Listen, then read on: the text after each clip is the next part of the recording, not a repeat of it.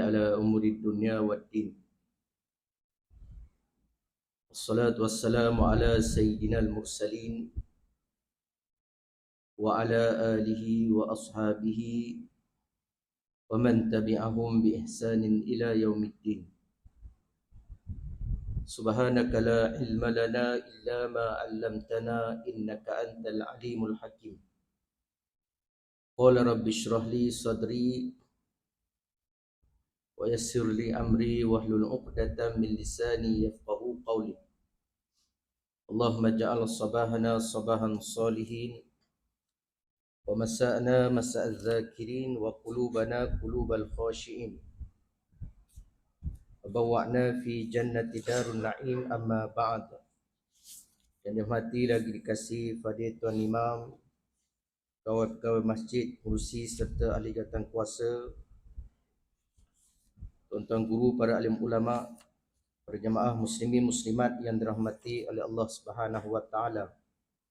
Jadi alhamdulillah, pertamanya puji dan syukur kita kehadrat Allah di atas segala nikmat dan kurniaan daripada Allah, maka dapat sama-sama kita melaksanakan tanggungjawab kita kepada Allah menunaikan kefarduan solat fardu maghrib secara berjemaah. Jadi insya-Allah pada malam ini kita menyambung kembali pembacaan dan juga kongsian pada kitab Mustikah Hadis Rasulullah sallallahu alaihi wasallam. Jadi kita dah masuk pada bab yang kedua, bab yang menyatakan beriman kepada Rasul-Rasul yang diutuskan oleh Allah Ta'ala.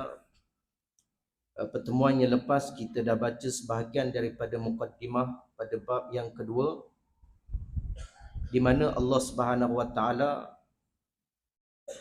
perintahkan kepada Nabi supaya Nabi istiharkan siapa itu Rasul ataupun siapa itu Nabi, yang Allah sebutkan dalam surah Al-A'raf ayat 158. Qul ya ayyuhallazi Qul ya ayyuhan nas inni rasulullah ilaikum jami'a. Katakan wahai Muhammad, Allah minta supaya Nabi istiharkan inni rasulullah ilaikum jami'a.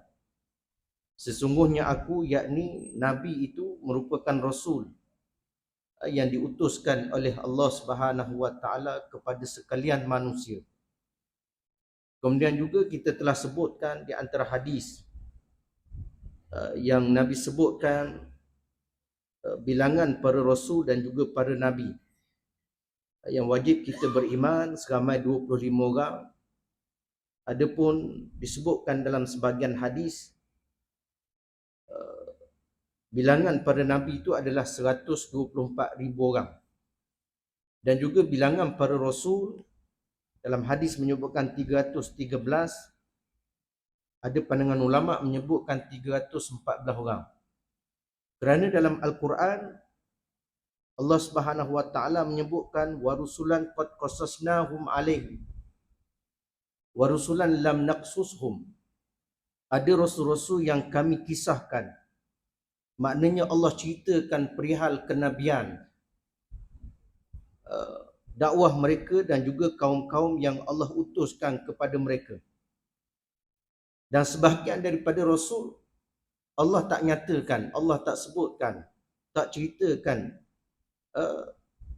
keadaan mereka ataupun dakwah mereka di dalam Al-Quran. Maka kita sambung pada sambungan mukadimah yang seterusnya. Katanya pengarang, seluruh manusia wajib beriman kepada Allah Tuhan yang demikian sifatnya, yakni esa pada uluhiyah. Maka kata pengarang, seluruh manusia wajib beriman kepada sifat uluhiyah Allah Ta'ala. Apa dia sifat uluhiyah? Yakni sifat ketuhanan Allah. Yang kita dok buat sebentar tadi, kita semayang 5 waktu, dan dalam apa cara kehidupan kita, kita buat satu perkara, tidak lain dan tidak bukan, kita niat kerana Allah. Minta pertolongan pada siapa? Minta pertolongan pada Allah. Kita puji siapa? Kita puja siapa? Kita puji Allah. Maka kita beriman kepada Allah Ta'ala, beriman kepada sifat ketuhanan yang ada kepada Allah. Kemudian kata pengarang lagi, dan esa pada rububiyahnya. Beriman kepada sifat rububiyah Allah, yakni ketuhanan Allah Ta'ala. Yakni kena datangkan keimanan, kepercayaan bahawa yang mengaturkan segala bentuk perjalanan hidup kita ini. Bangun tidur jap pagi tadi, ada yang dah mula bercuti hari ini, ada yang tak cuti lagi, mungkin mula pada hari esok. Sampailah kita tidur semula. Kena tanamkan keyakinan dan keimanan kita segala bentuk perjalanan hidup kita, maka yang mengaturkannya ialah Allah Subhanahu Wa Taala. Yang mentadbirkan lebih luas pada itu perjalanan alam semesta ini, perjalanan hidup kita sejak pada kita daripada alam roh kepada alam dunia, kepada alam kubur, alam barzah, seterusnya pada alam akhirat kelak, semuanya telah ditakbirkan, diuruskan, diaturkan oleh Allah Subhanahu Wa Taala melalui sifat rububiyah Allah Subhanahu Wa Taala. Kemudian kata pengarang lagi, beriman kepada Rasulullah, Nabi yang terkenal sifat ummi. Lalu didatangkan nota kaki berkaitan dengan sifat ummi yang disandarkan ataupun dinisbahkan kepada Nabi SAW. Kata pengarang, sifat ummi ialah sifat tidak pandai membaca dan menulis. Kepada Nabi SAW, sifat ini ialah satu di antara sifat-sifat kelebihan yang teristimewa. Bahkan di antara mukjizat yang membuktikan sahnya dakwaan baginda menjadi Rasul kerana yang pertama, kebolehan dan kecekapannya membetulkan akidah kepercayaan umatnya yang sesat, memperbaiki akhlak mereka yang buruk dan menyatupadukan puak-puak kaumnya yang bermusuhan. Sedang baginda tidak tahu membaca dan menulis adalah perkara luar biasa yang tidak pernah dikurniakan Tuhan kepada Rasul-Rasul terdahulu daripadanya. Katanya pengarang, sifat ummi yang ada pada Nabi SAW itu ialah sifat yang istimewa. Bukan sifat yang menunjukkan kepada kelemahan Nabi itu. Walaupun diterjemahkan secara literalnya, sifat ummi itu mereka yang tak pandai membaca, tak pandai menulis. Kita kalau ada anak jat tadika ataupun masuk je satu, tak boleh membaca, tak boleh menulis, tak berasa risau kita. Anak orang lain boleh baca, 6 tahun dah boleh baca. Tak dipasti tu 5 tahun, 6 tahun dah lancar dah membaca. Tiba anak kita tak boleh membaca. Tak, dia masuk tahun 1, kemungkinan dia mungkin kalau waktu bahasa Melayunya dia kena masuk kelas pemulihan. Maknanya kalau sifat itu disandarkan, dinisbahkan kepada manusia biasa, maka pada pandangan zahir menunjukkan bahawa itu sifat kelemahan. Tetapi ianya tidak berlaku pada Nabi. Dan ianya merupakan sifat istimewa dan juga pembuktian daripada Allah Subhanahu Wa Taala tentang kerasulan Nabi sallallahu alaihi wasallam. Dalam keadaan Nabi itu Allah utuskan dalam keadaan sifatnya sifat yang ummi, tapi bagaimana kata pengarang, Nabi sallallahu alaihi wasallam berjaya membetulkan akidah umat jahiliah yang sesat pada ketika itu. Dalam keadaan tak membaca, tak menulis, dapat menyatu padukan kaum-kaum yang berbalah, kaum-kaum yang bermusuhan, dapat menyelesaikan masalah akhlak kepribadian yang buruk yang dilakukan oleh kafir Quraisy pada zaman Nabi sallallahu alaihi wasallam. Kata pengarang, maka sifat ummi Nabi bukanlah sifat kelemahan yang ada pada Nabi. Kemudian yang keduanya, kebolehan dan kecekapan baginda menjalankan tugas dan menyampaikan segala yang telah disampaikannya meliputi Al-Quran dan hadis. Sedang Rasulullah sallallahu alaihi wasallam bersifat ummi adalah bukti yang nyata yang menunjukkan bahawa baginda dapat mencapai semuanya itu dengan jalan wahyu semata-mata sebagai utusan Allah Subhanahu Wa Taala. Dalam keadaan tak boleh membaca, tak boleh menulis. Nanti kita lihat lebih lanjut perbahasan kalangan ulama yang menyebutkan tentang sifat ummi Nabi ini. Ada ulama yang mengambil pendekatan lebih berhati-hati supaya tidak ada timbul dalam hati mereka sedikit rasa perasaan melemahkan Nabi. Ada ulama yang didatangkan hadis, didatangkan bahkan ada ayat Al-Quran yang Allah sandarkan sendiri. Allah nisbahkan Nabi itu seorang yang ummi. Maka mereka terima. Tetapi dalam keadaan tak mendatangkan bukti-bukti bahawa sifat ummi itu bukan sifat yang lemah pada Nabi. Tak boleh membaca, tak boleh membaca, tak boleh menulis sifat ummi Nabi itu dalam keadaan tak Nabi boleh menyampaikan wahyu Allah Subhanahu Wa Taala. Membuktikan kepada seluruh manusia, membuktikan kepada kita, membuktikan kepada kafir Quraisy bahawa Al-Quran yang Allah turunkan kepada Nabi itu menolak tohmahan dan juga tuduhan kalangan kafir Quraisy yang mengatakan bahawa Al-Quran itu direka oleh Muhammad. Yang didatangkan konsep basyariatul Quran. Al-Quran itu direka oleh manusia, direka oleh Muhammad. Bahkan ada dalam Al-Quran. Nanti kita lihat bagaimana antara tuduhan mereka mengatakan bahawa ayat-ayat yang dibaca oleh Muhammad itu kisah-kisah dongeng.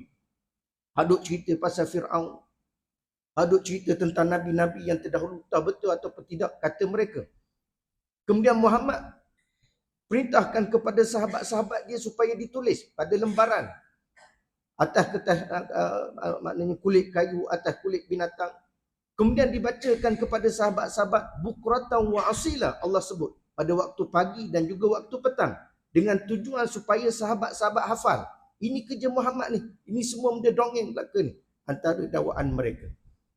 Maka mana mungkin dari sudut logik akal, orang yang tak boleh membaca, orang yang tak boleh menulis, tiba-tiba boleh menyampaikan wahyu yang dalam Al-Quran itu penuh dengan pedoman, penuh dengan petunjuk, memperbetulkan di antara hak dan juga batil, dosa dan juga pahala yang kalangan tokoh-tokoh daripada bangsa Yahudi dan juga kafir Quraisy pada ketika itu mereka tak mampu pun nak mendatangkan hujah berlawanan dengan wahyu ataupun Al-Quran yang diturunkan oleh Allah Subhanahu Wa Taala kepada Nabi, membuktikan bahawa sifat ummi yang ada pada Nabi ialah satu sifat yang istimewa.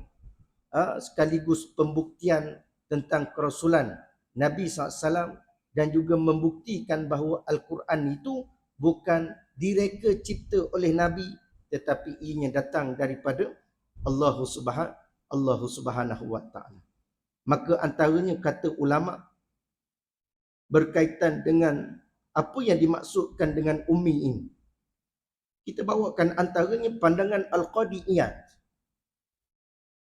Kata beliau demikian juga apabila disifatkan bahawa baginda merupakan seorang yang ummi. Sebagaimana yang Allah sifatkan dirinya, maka sifat tersebut merupakan satu kepujian untuk baginda dan merupakan suatu kelebihan yang sabit kepada baginda. Kemudian pandangan Syekh Munir Al-Ghadban, pengarang kitab Fiqh Sirah, mendatangkan di dalam Sahih Al-Bukhari, Al-Imam Bukhari rahimahullah meriwayatkan sebuah hadis daripada Ummul Mukminin Aisyah radhiyallahu anha, yang mana Rasulullah apabila diminta oleh Jibril alaihissalam untuk membaca, maka Nabi SAW menjawab, ma ana biqari, aku tidak tahu membaca. Ini kita tahu kisah penurunan wahyu. Datang malaikat Jibril peluk Nabi, Iqra dalam surah Al-Alaq. Iqra bismi rabbikal ladzi khalaq, khalaqal insana min 'alaq. Jibril perintah kepada Nabi, peluk Nabi supaya Nabi baca dengan nama Tuhanmu yang menciptakan kamu. Katanya Nabi SAW dalam hadis riwayat Bukhari, hadis sahih daripada Sayyidatina Aisyah radhiyallahu anha, ma ana biqari. Ini ulama yang mendatangkan dalil daripada hadis yang Nabi sendiri mengakui bahawa aku tak tahu membaca, aku tak pandai membaca.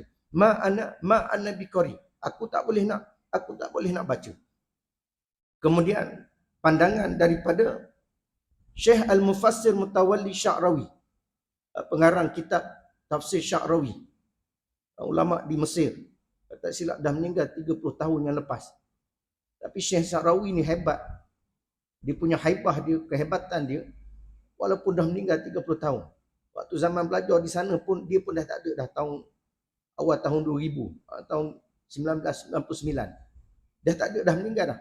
Tapi kalau buka channel TV Mesir, ada saluran ataupun channel yang sentiasa mengulang-ulang video ataupun koleksi ceramah tafsir Syekh Sya'rawi ni dalam keadaan warna pun hitam putih lagi. Tak, nak menunjukkan bahawa sampai sekarang masih lagi disiarkan kuliah tafsir beliau, tafsir Sya'rawi. Kata Syekh Mutawalli Sya'rawi, keadaan baginda seorang yang ummi merupakan tanda kekuatan bagi dirinya. Ini kerana makna ummi itu adalah keadaan sebagaimana kita dilahirkan oleh ibu kita. Kita tidak terkesan dengan saqafah, yakni pengetahuan sesiapa pun. Dari sudut jika kita datang membawa sesuatu, tidak dikatakan bahawa kita telah datang dengan saqafah yang telah kita tahu dan pelajari.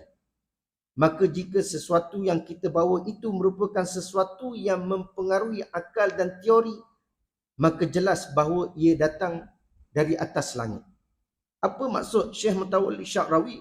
Kata Syekh Sya'rawi, berkaitan dengan sifat ummi Nabi ini ialah Nabi SAW Allah utuskan dalam keadaan Nabi tak terpengaruh dengan sakofah, dengan ilmu pengetahuan, ataupun dengan kebudayaan, ataupun adat yang dilaksanakan, ataupun adat-adat golongan Arab Jahiliyah pada ketika itu. Maknanya ilmu pengetahuan mereka, adat mereka, budaya mereka, perangai Arab Jahiliyah, Nabi sedikit pun ataupun tak mempengaruhi kehidupan Nabi. Tiba-tiba Nabi datang dalam keadaan bila mana Nabi dilantik menjadi Rasul, Nabi dah menyampaikan kebenaran, Nabi menyampaikan Al-Quran, Nabi mendatangkan, membawa Islam, satu jalan penyelesaian yang menyelesaikan segala bentuk permasalahan pada ketika itu. Memuliakan kaum wanita yang dihina, yang direndahkan martabat mereka oleh kaum golongan Arab Jahiliyah.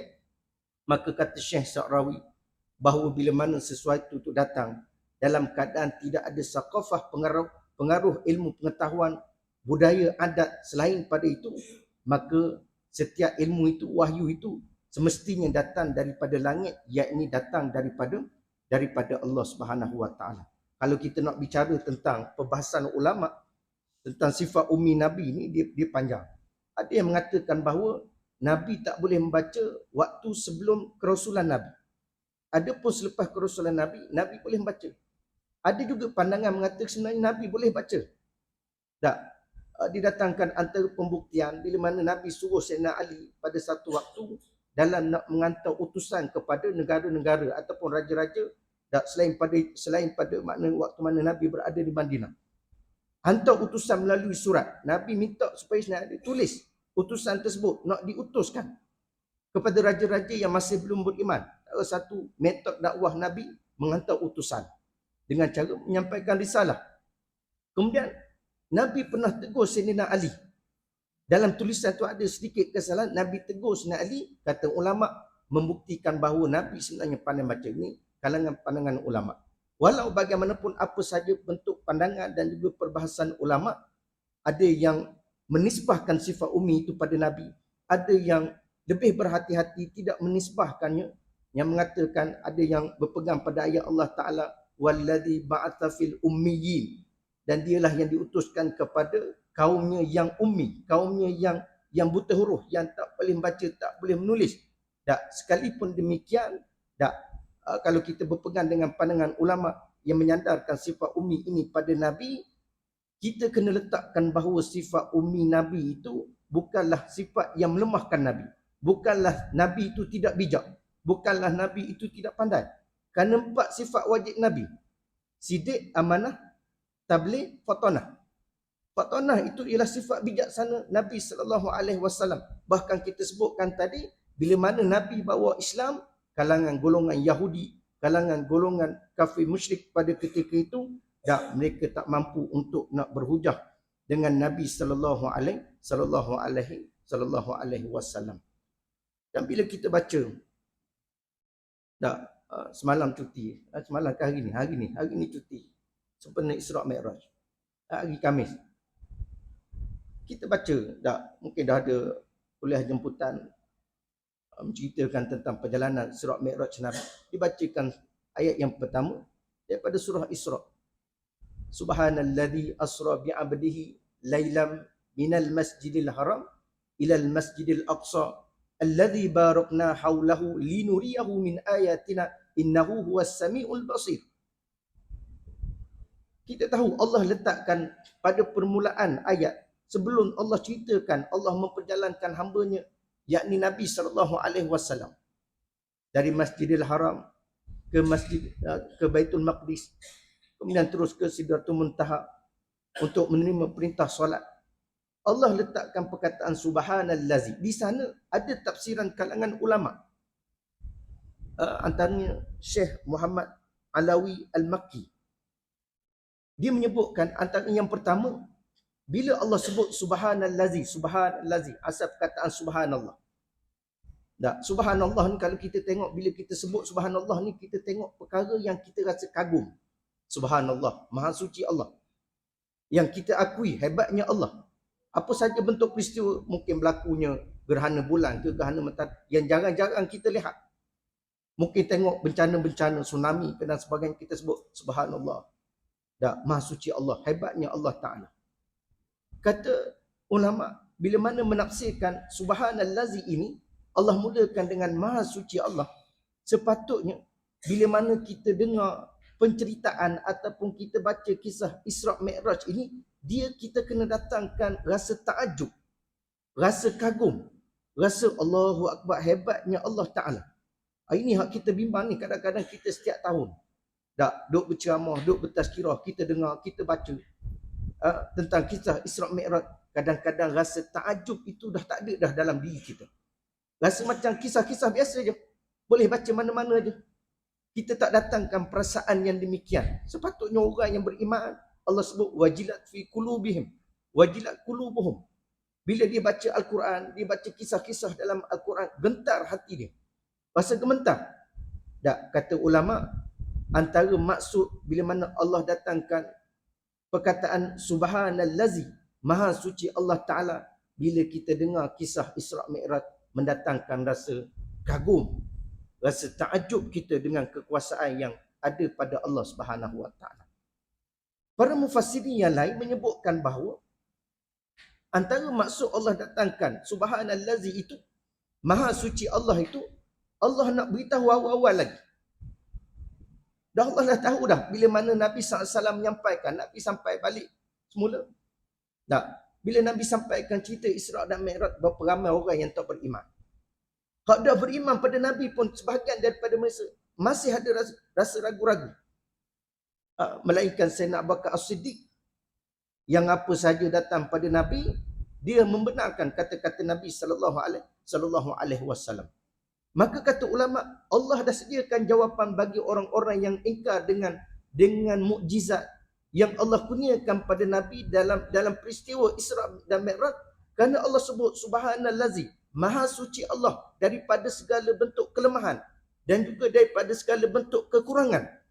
Yang Allah itu memiliki sifat kesempurnaan, dan sifat kesempurnaan Allah itu mustahil Allah akan mengutuskan seorang Nabi yang mendatangkan cerita-cerita yang dusta, iaitu dalam peristiwa Isra dan Mi'raj. Maha suci Allah daripada sifat kekurangan, maka Allah tidak akan mengutuskan seorang Nabi yang datang dengan cerita-cerita yang dongeng, yang datang dengan cerita-cerita yang dusta. Maka Allah sucikan, memberi jawapan awal-awal lagi, sebelum dituduh macam-macam kepada Nabi. Ini tak ada benda lah, bawa cerita berdoa, bawa cerita macam-macam dituduh pada Nabi, difitnah pada Nabi.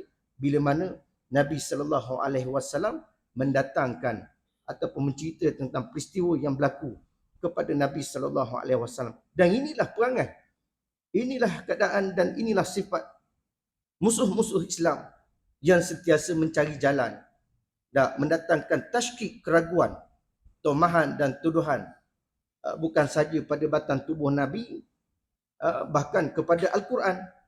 Kerana mereka tak mampu untuk datangkan hujah, mereka tak mampu. Dulu kita bacakan ayat-ayat kulla ini ijtama'atil insu wal jin.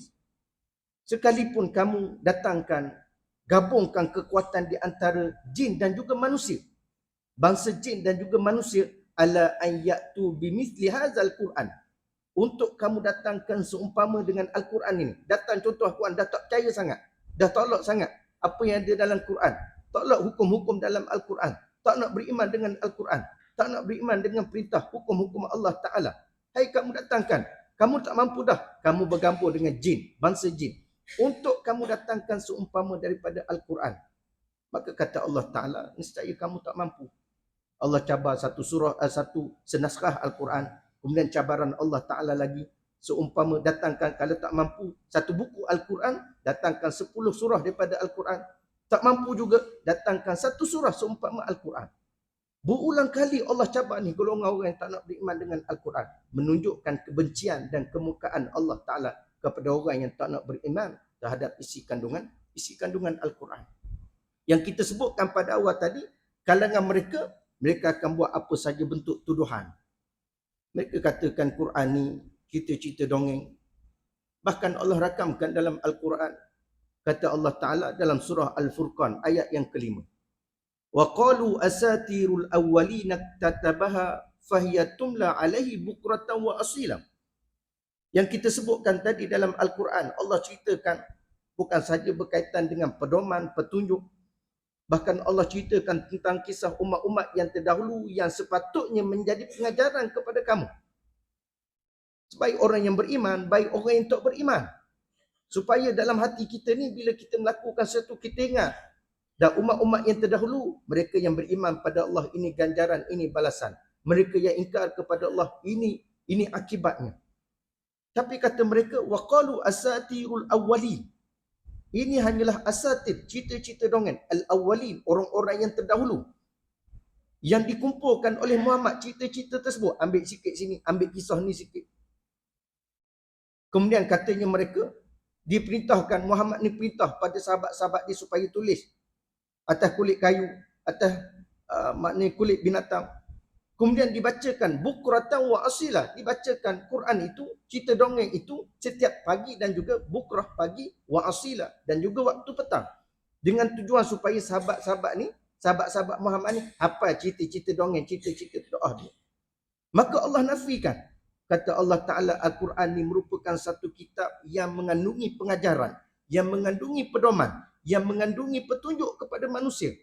Zalikal kitabul la ghaiba fi hudal lil muttaqin. Demikianlah Al-Kitab, yakni Al-Quran. Dan Al-Furqan, At-Tanzil, Al-Bayan, antara nama-nama lain bagi Al-Quran. Hudal lil muttaqin, petunjuk bagi manusia.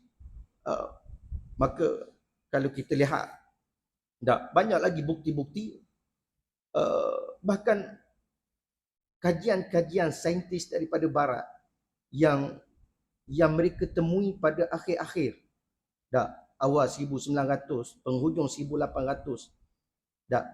Bila dibuat kajian, akhirnya ditemui bahawa perkara tersebut Allah dah nyatakan dalam Al-Quran 1400 tahun yang lepas. Kadang-kadang bila kita berbahas dengan orang bukan Islam, kita jangan terlalu maknanya yang jelas musuh Islam tu bolehlah kita secara keras. Tapi ada mungkin sahabat-sahabat kita kerja dengan kita, satu kilang dengan kita, satu department, satu bahagian dengan kita, orang bukan Islam. Yang kadang-kadang kita pun tak terkeluar pun nak cerita tentang Islam, nak tanya dia pandangan dia, apa yang dia faham, apa yang dia tahu tentang Islam. Tak pernah tanya pun kita. Mungkin kita rasa, kalau aku tanya kan, bahan tanya ke aku balik, wah nak menjawab. Tak nampak angat kita tu jahil. Tapi kadang-kadang bila kita ada sikit input ilmu yang boleh, tak apalah kita sambil borak santai, bukan nak buat diskusi, nak bahas, nak debat dengan dia, tidak. Tapi tanya dia apa yang dia tahu tentang Quran, apa yang dia tahu tentang Islam. Borak seperti member ataupun sahabat-sahabat ni. Kadang-kadang kalau kita terus je baca alif lam mim zalikal, terjemah secara literal, secara zahir ayat, mungkin dia ialah dia tahu Al-Quran tapi mungkin tak menjentik hati dia. Tapi bila kadang-kadang kita datangkan bukti-bukti yang dipercaya, mungkin kajian-kajian daripada saintis, yang mungkin daripada kalangan orang yang tak beriman pun, orang kafir, tapi perkara tersebut ada disebutkan dalam Al-Quran. Contoh, sebagai satu contoh kejadian manusia. mereka pun mungkin tolak revolusi atau evolusi Darwin yang mengatakan bahawa manusia ini berasal daripada burung. Setelah datang bukti-bukti daripada ahli biologi yang mengatakan bahawa pada awal tahun 1940 penemuan penciptaan manusia itu, kita tahu gabungan, tuan-tuan belajar sains, antara sperma dan juga ovum daripada perempuan yang membentuk kepada zigot, kemudian perkembangan kepada embrio dan penciptaan manusia. Dan mereka juga percaya bukanlah kepada revolusi kejadian manusia itu pada beruk. Mungkin mereka pun ini semua pada Allah belaka, maknanya ini hanya perkara yang dicipta sahaja. Tapi bila didatangkan oleh saintis daripada kalangan mereka dan orang kafir sendiri, bahkan perkara tersebut dah dijelaskan oleh Allah Ta'ala dalam Al-Quran. Bagaimana keadaan tahap demi tahap, peringkat demi peringkat penciptaan manusia itu. Tak selari dengan apa penemuan yang ditemui oleh saintis, disebutkan dalam surah Al-Mu'minun. Qad aflahal mu'minun itu. Pada ayat 12 hingga ayat 14. Allah ceritakan penciptaan dan juga kejadian manusia. Diciptakan walaqad khalaqnal insan min sulalatin min tin, daripada pati aiman, min sulalah, daripada tanah. Kejadian awal penciptaan Nabi Adam alaihissalam. Kemudian kata Allah Ta'ala, summa ja'alnahu nutfatan fi qirarin makin. Kemudian Allah letakkan aimani tersebut, pati aimani tersebut, satu tempat yang kuat, satu kandungan yang kukuh, qirarin makin, yakni dalam rahim orang perempuan. Lalu Allah jelaskan pada ayat yang berikutnya, kemudian Allah ciptakan summa khalaqna nutfah alaqah. Allah ciptakan daripada aimani itu seketul darah, dia jadi seketul darah. Kemudian pada seketul darah fa khalaqna alaqah, kemudian jadi secebis daging. Kemudian pada daging jadinya tulang. Kemudian tulang itu fa kasauna izama lahma, dibalut tulang itu dengan daging. Summa ansha'nahum khalqan akhar. Kemudian lepas pada itu kami ciptakan kejadian-kejadian yang lain. Cipta tangan, jari jemari, mata dan sebagainya. Maka apa yang ditemui oleh kalangan saintis mereka, Allah dah buktikan di dalam Al-Quran dah sekian lama. Begitu juga dengan contoh-contoh yang lain yang mungkin boleh kita buka sikit minda kita. Peredaran planet-planet, matahari, bumi dan sebagainya. Juga Allah jelaskan. Mereka temui bahawa setiap daripada planet, bumi baik, dia bergerak dalam keadaan dia ada garis peredaran dia, ada orbit dia. Makna bukan gigak koksir, tidak. Tak, mana hak ni kau pandai dia nak gerak kiri, nak gerak kanan, tapi dia ada garis peredaran dia, ada orbit dia. Dan perkara ini dah dijelaskan dalam Al-Quran. Antaranya Allah sebut dalam surah Al-Anbiya ayat 33. Wa huwal ladzi khalaqal laila wan nahar wasyamsa wal qamar kullun fi falakin yasbahun. Dan dialah Tuhan, yakni Allah, yang menjadikan malam dan siang serta matahari dan bulan, tiap-tiap satunya beredar terapung-apung di tempat edaran masing-masing, yakni di angkasa lepas. Juga Allah nyatakan dalam surah Yasin, kita duk baca. Mungkin malam Jumaat ke bila-bila boleh baca, tak kisah.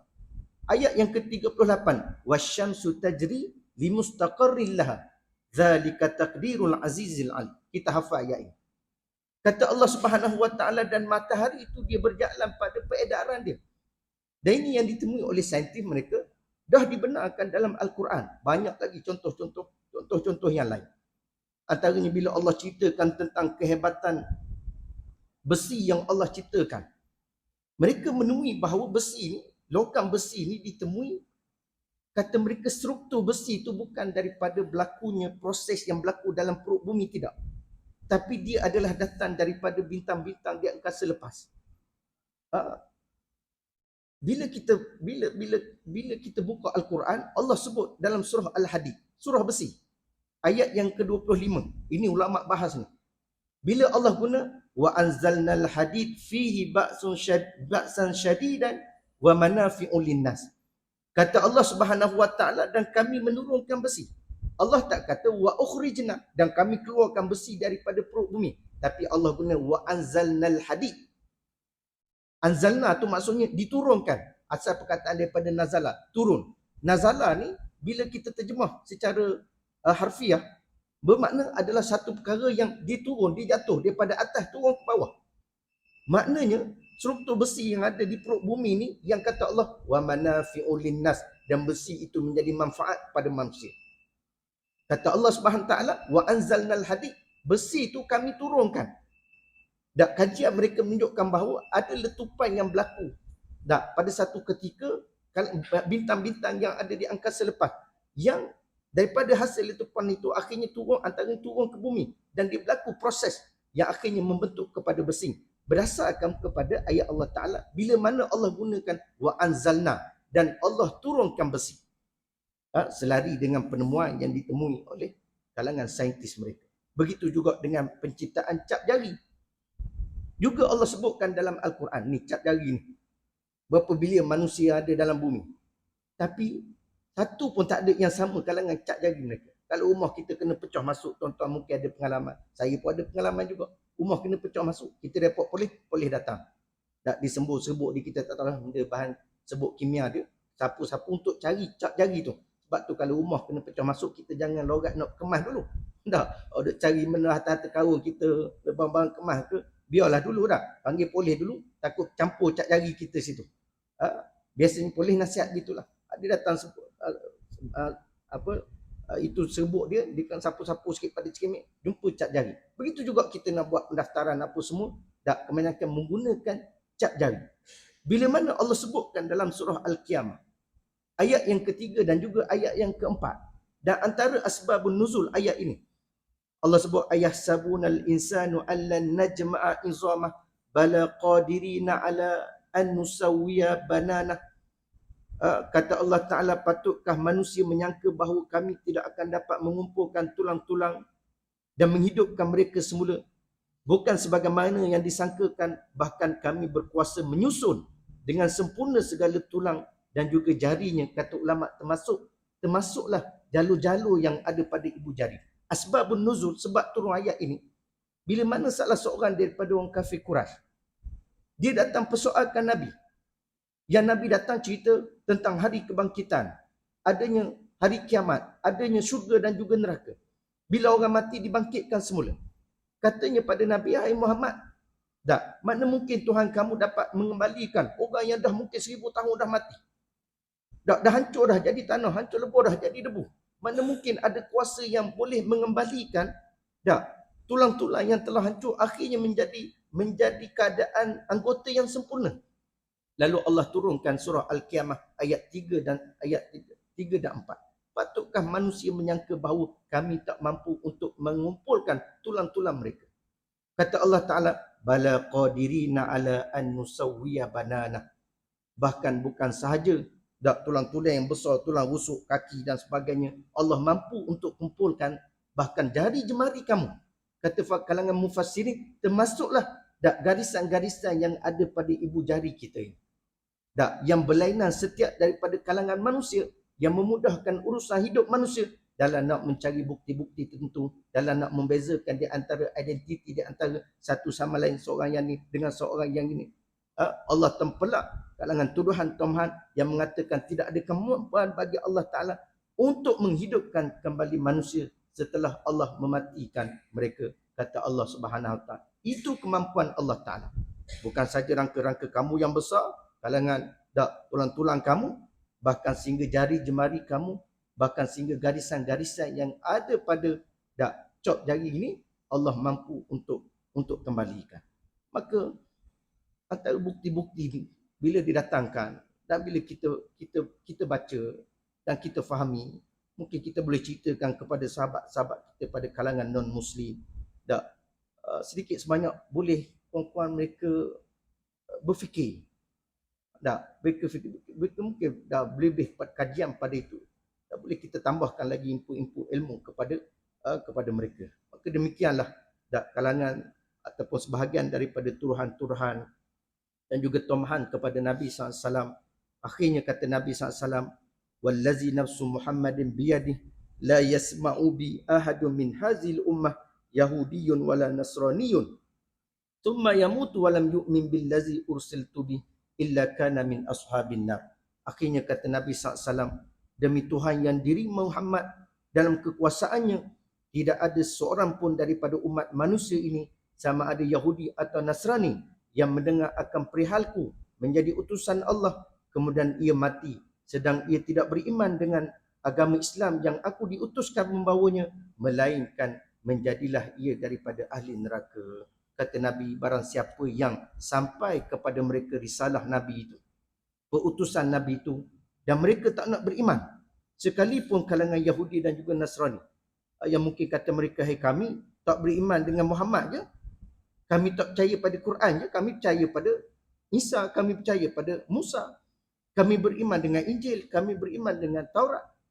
Dah, yang kami tak beriman, tak percaya Muhammad je, sebab Muhammad ni bukan pada kalangan Bani Israel, dia daripada Arab Quraisy, bukan pada kalangan kami. Yang kami beriman ni, Nabi-Nabi berapa ramai dah Nabi-Nabi yang diutuskan pada Bani Israel. Tiba-tiba hak ngelas sekali Allah utus pada kalangan Arab Quraisy. Kami masih beriman dengan Injil, masih beriman dengan Taurat. Sekalipun mereka mendakwa keadaan yang demikian, dah, itu pun juga kata Allah, kata Nabi SAW, illa kana min ashabin nar. Mereka juga menjadi ahli neraka Allah Ta'ala. Kerana bila mana diutuskan seorang Rasul, selepas kewafatan seorang Rasul, maka syariat yang dibawa oleh Rasul sebelum pada itu telah terbatal. Dah, maka syariat yang terguna pakai ialah syariat yang dibawa oleh Nabi sallallahu alaihi wasallam. Apatah lagi, dah, kitab Bible yang mereka dakwa itu sebenarnya ajaran Injil yang sebenar. Kita tahu telah diseleweng oleh pendeta-pendeta mereka, bahkan bertentangan di antara mafhum-mafhum ataupun daripada satu ayat dengan satu ayat yang lain, kerana ia telah diseleweng, telah direka, telah diubah suai oleh pendeta-pendeta mereka mengikut hawa nafsu mereka. Jadi insya-Allah kita akan sambung mungkin lepas raya lah pula, bulan puasa tak ada dah ni. Pada pertemuan yang akan datang, paling baik datang daripada Allah segala kelemahan. Saya mohon ampun dan maaf. Aku liqauli hadza wa astaghfirullahalazim li wa lakum. Assalamualaikum warahmatullahi wabarakatuh. A'udzubillahi minasyaitonir rajim. Bismillahirrahmanirrahim. Allahumma arinal haqqa haqqan warzuqna ittiba'ah wa arinal batila batilan warzuqna ijtinabah. Ya Allah, ya Tuhan kami, tunjukkanlah kepada kami ya Allah kebenaran itu sebagai satu bentuk kebenaran, dan rezekikan kepada kami ya Allah untuk mengikuti kebenaran tersebut. Ya Allah, tunjukkanlah kami kebatilan itu sebagai satu bentuk kebatilan, dan rezekikan kepada kami ya Allah untuk menjauhi kebatilan tersebut. Rabbana atina fid dunya hasanah wa fil akhirati hasanah wa qina adzabannar. Sallallahu ala sayyidina Muhammad wa ala alihi wa sahbihi wa barak wa sallam. Walhamdulillahi rabbil alamin. Taqabbalallahu minkum.